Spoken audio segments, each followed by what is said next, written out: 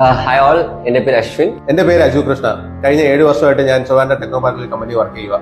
2014 എനിക്ക് ജിടെക്കിനെ പറ്റിയ ഒരു പ്ലാറ്റ്ഫോം അറിയാൻ പറ്റിയത്. സോ അതിന് ശേഷം ഞാൻ പോസ്റ്റ് ഗ്രാജുവേഷൻ ചെയ്യാൻ വേണ്ടി പോയി.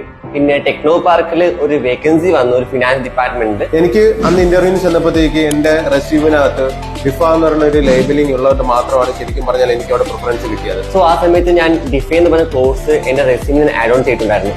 അത് കാരണം എനിക്ക് ആ റോൾ കിട്ടി.